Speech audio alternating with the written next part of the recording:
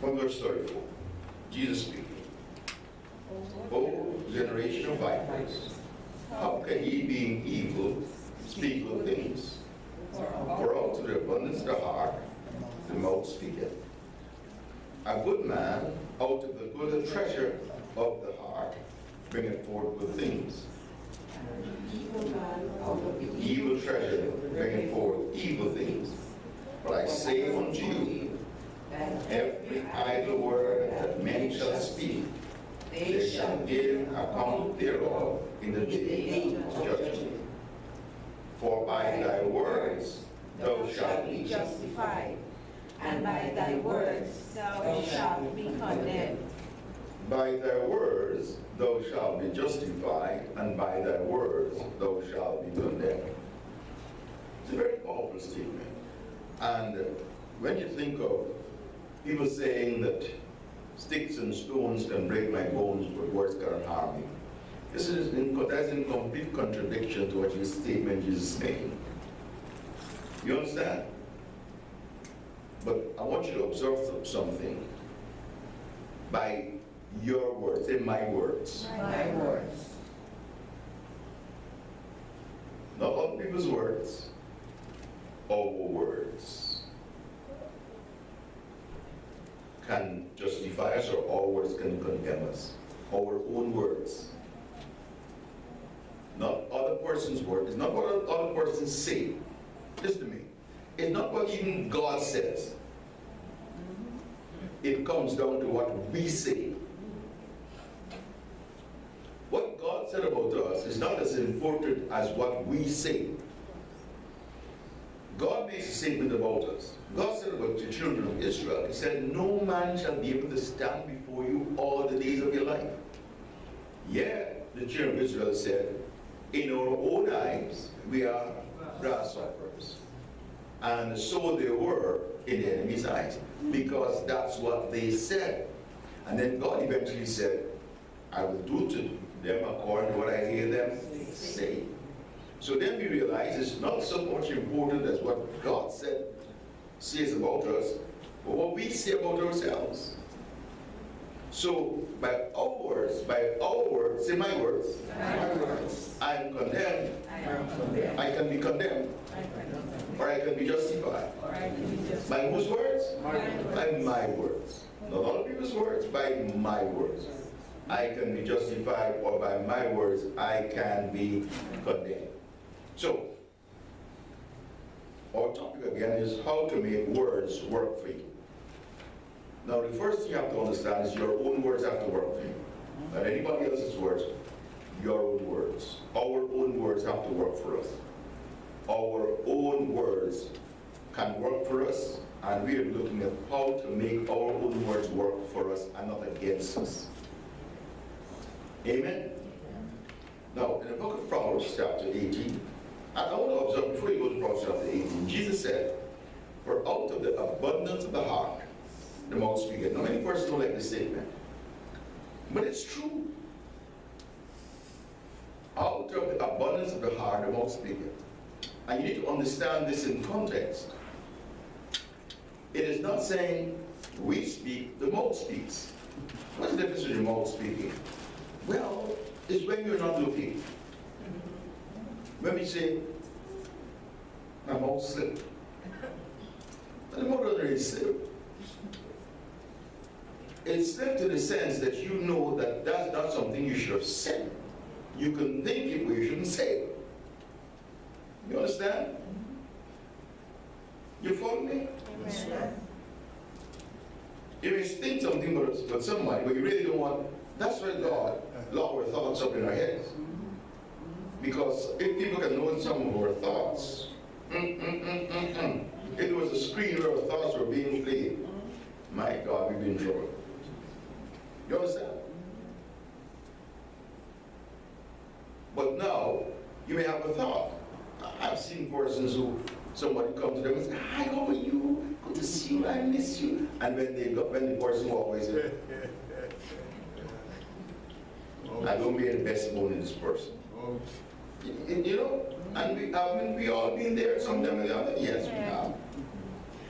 With a few exceptions, you know. So, but then sometimes your mouth slips and you say something you should not say. But whatever we say is based on what we're thinking. And what we should do, I've had friends who try to justify and say, I really didn't mean that. No, please don't do that. What you should immediately say, oops, you know what? I never realized that was there. I need to get it out. Because when you say, well, I didn't mean that, we're trying to make Jesus a liar. He said, out of the abundance of your heart, I won't speak it. Therefore, if you say something, it's because it's in your heart. And all I need to do is say, okay, yeah, that should not be in my heart. Rather than saying, you know, I didn't mean that, and attempting to point out Jesus if he's lying, say, I need to get it out of my heart, that should not be in my heart. And that should be the statement. Which person? Oh my, that should not be in my heart. Don't tell the person, you know, I really didn't mean that about you. Say, you know what, I'm sorry, that thought was in my heart, and I shouldn't have that thought in my heart concerning you. But that's very difficult to do, you know. So you say, I didn't mean that, you know, that's not what I really meant to say. And the statement is not true that you just said out of the abundance of your heart, because sometimes when I speak, it's not from my heart. And my mouth says. I've got a thing to do. Say, you know what, oops. Yeah, that thought is wrong with my heart. It should not be there. How the songs? Don't argue and debate and say, you know what, I really mean that. No. Don't say that. I've learned something. Jesus, the word of God is right. Listen, whether I understand it, whether it fits my bill or not, it is right. As long as I understand the word is divided properly, the word is true. You understand that everything is not applicable to us because of the dispensation. And therefore we have to rightly divide it to understand which division the word applies to me and which division does not apply to me. But the word is true. You understand? Amen. Okay. You say, out of the abundance of the heart is no speak it. The Bible says, out of the good treasure, and you need to understand the word good treasure. It carries the idea of a thought that I hold dearly. I treasure something you hold dearly. It's a mindset, it's a view that we hold dearly. That determines our paradigm. The thoughts, the ideas, the concept. The man who thinks, the person who thinks that people don't like them, is a thought they hold dearly. The person who thinks they don't have love is a thought they hold dearly, that they treasure up, they're convinced. You could tell them from now till thy kingdom come that no people like you. You hold that thought dearly.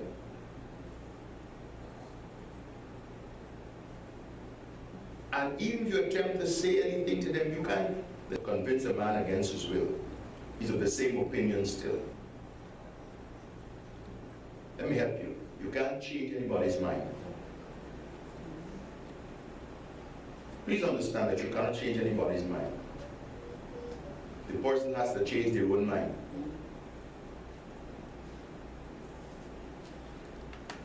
You could show them logics. You could bring practical demonstrations that what they're thinking is wrong.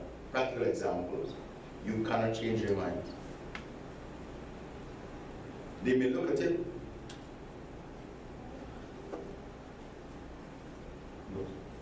After they've looked at it, they will not give up what they think. Don't think you've convinced them. That's why many persons who think, you know, I'm going to hook up with sports and I'll change them. You're out of your mind. You can't change anybody's mind. Please, you can't do that. It's not possible. It is not possible. Don't try. Hello? That's why lots of people get so much in trouble. And into relationship, think they will change the person. Please, you can't change anybody. They can't. Don't try. They have to come to the place and say, you know what? I don't like this. I'm going to change. You can help them. You can inspire them. But change is up to them. Because what the thoughts or the ideas they hold dearly is their treasure. Like some of you have the feeling that, you know what? I don't have luck with men. That's what they treasure up. Jesus comes in the form of a man. Jesus. Look at me, they will still say, I don't have luck with men. Even Jesus. You understand? No matter what you do, that's their conviction, that's what they believe. That's their core belief. It's called a core belief. And they're not going to lose it. Unless they work it. So you say, oh, the good treasure of our heart. We treasure up. That's what we will say. And that's what is effectual. Now, the problem is, most of the things you've treasured up is not in accordance to the Word of God. Not in according to God's Word. Not according to God's Word. Most of the stuff we've treasured up are falsehoods. They're not true. Well, we treasure them up, but they're not true. So many stuff we've treasured up that is not true. 90% of the stuff we've treasured up is not true. I dare say 99%. Because remember, we treasured it because we heard it from our parents, we heard it from our relatives, we heard it from this person, and over the years it has become to us the truth. And there's no truth. It's not true. Only what God says is true, and anything is not true. Righteous, holy, justified, safe, healthy and wealthy,